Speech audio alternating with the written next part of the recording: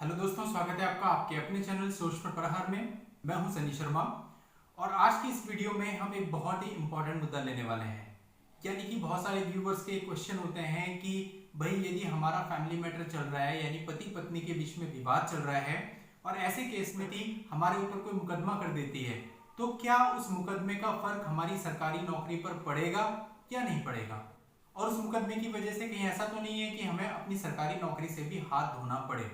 ये डाउट हर किसी के मन में रहता है और आमतौर पर ये कहा भी जाता है कि भाई ये सरकारी नौकरी में है, अगर इसका नाम किसी मामले में आ गया तो इसकी सरकारी नौकरी जा सकती है। तो आज की इस वीडियो में मैं आपको बिल्कुल खुल के बताने वाला हूं कि कब कब मुकदमों का जो फर्क है वो आपकी सरकारी नौकरी पर पड़ेगा और कब आपकी सरकारी नौकरी बिल्कुल सेफ रहेगी।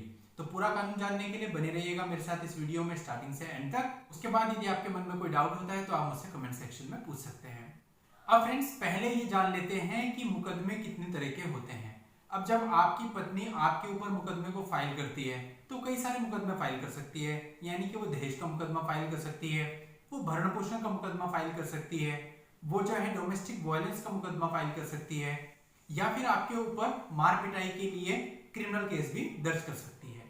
तो ये कई सारे मुकदमे आपकी पत्नी करती है। अब इन सारे मुकदमों का नेचर अलग होता है, यानी कि कुछ मुकदमे सिविल नेचर के होते हैं और कुछ मुकदमे क्रिमिनल नेचर के होते हैं। अब दोनों ही नेचर के जो मुकदमे हैं उनमें अलग अलग प्रभाव आपकी सरकारी नौकरी पर पड़ता है। तो दोस्तों, सबसे पहले हम बात करते हैं क्रिमिनल मुकदमों की। तो पत्नी जो आपके ऊपर मुकदमे करती है उसमें जो दहेज का मामला होता है, यानी कि 498A दहेज और क्रूरल्टी का मामला, ये जो है क्रिमिनल मामला होता है। ये आईपीसी का सेक्शन यानी इंडियन पेनल कोड का सेक्शन है। तो यदि आईपीसी के सेक्शन के अंतर्गत आपके ऊपर आपकी पत्नी ने केस फाइल कर दिया है और केस फाइल होने के बाद एफआईआर रजिस्टर हुई और उसके बाद आपकी अरेस्टिंग हो गई, तो यदि आपको 24 घंटे या फिर उससे ज्यादा समय के लिए अरेस्ट करके रखा जाता है तो निश्चित तौर से आपका जो भी विभाग है जहां भी आप सरकारी नौकरी करते हैं वहां से आपको सस्पेंड कर दिया जाएगा। इसके अलावा दोस्तों एक कंडीशन और आती है कि यदि आपके ऊपर क्रिमिनल मुकदमा चल रहा है, मान लीजिए 498A आईपीसी का दहेज का मुकदमा आपके ऊपर चल रहा है लेकिन आपकी अरेस्टिंग नहीं हुई, तो क्या ऐसे केस में आपकी नौकरी जा सकती है? तो दोस्तों, ऐसे केस में जो आपका डिपार्टमेंट है वो आपको आपकी सरकारी नौकरी से सस्पेंड तो नहीं करेगा, लेकिन वो आपकी जो फाइल होगी जो कोर्ट में चल रही है उसको अपने यहाँ मंगा सकता है और आपके मुकदमे पर नजर बनाए रख सकता है। और जब कभी उसका फैसला आएगा तो उस फैसले में यदि आप दोष सिद्ध हो गए तो उस केस में वो आपको सस्पेंड भी कर सकता है। यानी कि सीधा सा नियम है कि यदि किसी क्रिमिनल मुकदमे में आपको सजा हो जाती है तो उसके बाद निश्चित रूप से जो आपका सरकारी डिपार्टमेंट है वो आपको आपकी नौकरी से सस्पेंड कर देगा। और यदि सस्पेंड करने के बाद आपने इसकी कोई अपील नहीं की तो आपको आपकी नौकरी से परमानेंट टर्मिनेट भी किया जा सकता है। दोस्तों, आगे बढ़ने से पहले आपसे कहना चाहूंगा, अगर आप हमारे चैनल पर नए हैं और आपने अभी तक हमारे चैनल को सब्सक्राइब नहीं किया है तो सब्सक्राइब जरूर कर लें और नोटिफिकेशन आइकन पर जरूर क्लिक कर लें ताकि जब भी मैं ऐसी कोई लीगल पोस्ट लेके आऊं उसकी जानकारी आपको सबसे पहले मिले। इसके अलावा दोस्तों हम बात करते हैं अगले मुकदमों की जो पत्नी के द्वारा किए जाते हैं, जैसे कि मेंटेनेंस का मुकदमा पत्नी करती है अपने भरण पोषण के लिए, बच्चों के भरण पोषण के लिए, या बच्चे की कस्टडी लेने के लिए मुकदमा करती है, या फिर आप पर घरेलू हिंसा का मुकदमा कायम करती है।